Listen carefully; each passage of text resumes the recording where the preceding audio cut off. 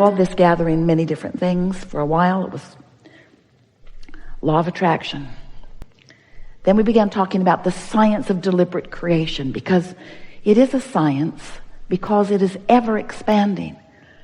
And it must be deliberate if you have any control over your own experience. But you got so carried away with that. You began to turn the science of deliberate creation into that effort thing that you're so used to. And that effort thing doesn't work, because that effort thing is mostly pushing against what you don't want. And so we began calling the art of allowing. The art of allowing. The art of allowing what? The art of allowing my personal alignment. The art of allowing my connection to source energy. The art of allowing my passageway to be open so that that clear thought can flow. The art of allowing my abundance and well-being. The art of allowing myself to be in my physical body and really be the extension of source energy that I was born to be. The art of allowing the source who flows to me and through me to be recognized by me. The art of realization, the art of realizing all of the resources that are abundantly surrounding me. The art of allowing, practicing the path of least resistance. How can I most allow who I really am to flow, to be present, to be demonstrated in this moment? So we're eager to talk with you about anything that you want to talk about. There is nothing that is off limits. What we want to help you to realize, and it will be really easy for you to realize it in this environment, is that you are capable of anything that you desire with just a little vibrational tweaking. And that vibrational tweaking is easy, but it's something that you have to practice. And because you've practiced opposition to it for a while, then letting go of those practice thoughts will be a part of the process of your coming into alignment more with who you are. As we visit, it would become clearer and clearer. We'll talk with each of you in the way that is most likely to lead you down your path of least resistance to a vibrational stance that will help you to allow what you want, to allow the clarity in the moment.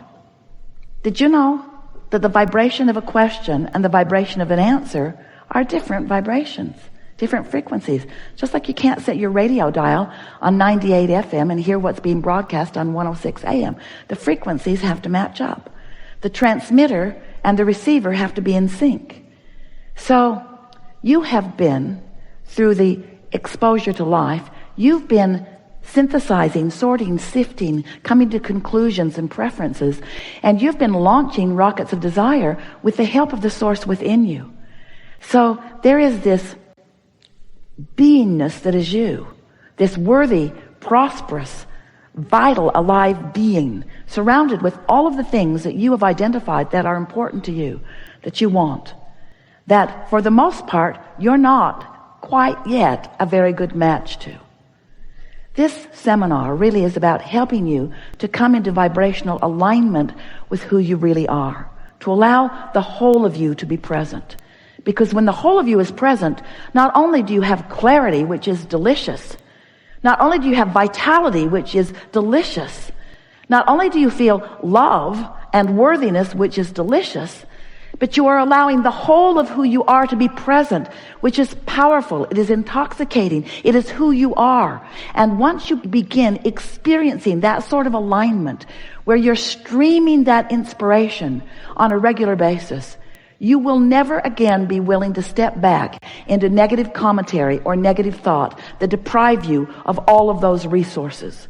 The leverage of alignment is unfathomable through your physical terms, in the sense of comparison. You all have 24 hours a day, but the effort factor is so limited. When you are counting on your effort to compensate for alignment that you're not doing, you just can't make it up with hard work. There's just not enough action in the world to compensate for that misalignment of energies. But with just a little bit of awareness and understanding of how this all works, you can find yourself in vibrational alignment with who you really are, and you can access the energy that creates worlds and flow it through your vantage point toward the creation of whatever you want. You can feed the hungry. You can help the world find its balance. You can be or do or have anything that you choose, but you cannot do it from your disconnected, cut off from source energy perspective. You can't join the complainers and the pushers againsters and accomplish or be what you've come to be. So let's get going. Let's sort it out a little bit at a time. It is our expectation that you will push the reset button today, that you will find vibrational alignment with who you are, and that you will participate in the energy of that alignment long enough that you will be forever vibrationally changed. Now, we don't mean this alignment that is certain to happen today is not like a college degree where once you get the certificate, you just hang it on your wall and it's yours forevermore. It's not like that, because your alignment either is or isn't in the moment.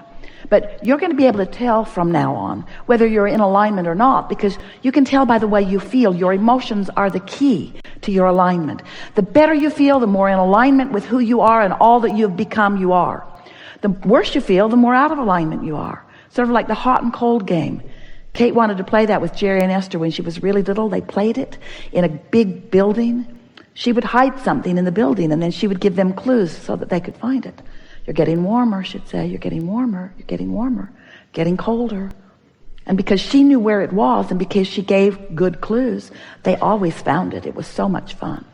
Sometimes Jerry would pretend that colder was warmer and warmer was colder, but Kate never let him get away with that. You know better than that. You know what warmer means, Jerry. You know what warmer means. You know. And you know what good feels like, and you know what not good feels like. So stop pretending that you don't know. You know. You know when you feel good, and you know when you don't. So let's get going. What do you want to talk about? So much has happened. We're in such a good place. Let's not mess it up. Let's take the momentum that we've already established, and let's hold that place of knowing that all is well, and acknowledge that you're an extension of source energy, and you are here with great purpose, and that purpose is joyful beingness. That purpose is discovering a way to let the natural resources of well-being flow to you through the details of your preferences. Did you hear that? The resources of well-being flow to you through the details of your important preferences. You've been sifting and living and identifying your important preferences, and not one of your preferences has gone unnoticed or untended to. Who you are and what you want in detail beyond our ability to find verbal description exists in your vortex, in your vibrational reality. And now it's your work to create somehow, you're going to have to figure it out, a vibrational atmosphere, a mood. You are the creator of the mood that allows you the realization of the unfolding of all of these preferences. And you've put enough there to keep yourselves happily discovering for 20 or 30 lifetimes. It's such an abundance of magnificent detail that you have defined and that you still continue to define. If you can stop comparing yourself to others and no longer feel a need to defend your position or to justify it or to rationalize it, to be righter than this person. The other day, someone delivered the most beautiful bouquet of flowers to Esther at her new house. And someone was there with her when they came. And the flowers were so big and so heavy, it was hard to get them to the place she wanted them to be, but she managed it, and oh, they're so pretty. And then she clinked on the vase, and she said to this person, yeah, that's a glass vase. And the person said, no, it isn't, it's plastic. So Esther took her ring, clinked it. No, it's glass. It's glass. No, it's not, it's plastic.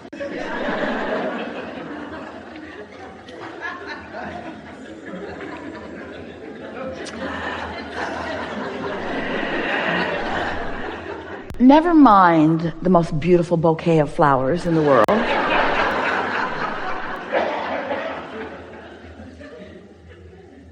This vase is glass. No, it isn't. It's plastic. And Esther used all of her restraint to just not drop it on the floor. Because it felt really important that this person understand the rightness of Esther's assumption. It is glass. But so what? So what? Does it really matter? Apparently so. Does it matter? Your life has brought you to assumptions. Your life has brought you to policies. Your life has brought you to decisions. And you want to defend them, and we want to ask you why. Why do you need to defend your positions when there's only one truth that you need to remember, and that is you are blessed beyond verbal description, and source energy is flowing to you constantly, and everything that you have ever wanted is available to you. All you got to do is love yourself enough to stop arguing for your limitations, to stop justifying and defending and rationalizing. You got to give up the idea of earning it and accept that it exists, you see. Because in the belief of your unworthiness, there is effort that you're applying that is blocking the stream of well-being that is around you at all times. And that is why you don't feel good. It's why you have negative emotion. It's why you have a headache. It's why you get sick. It's why life isn't fun.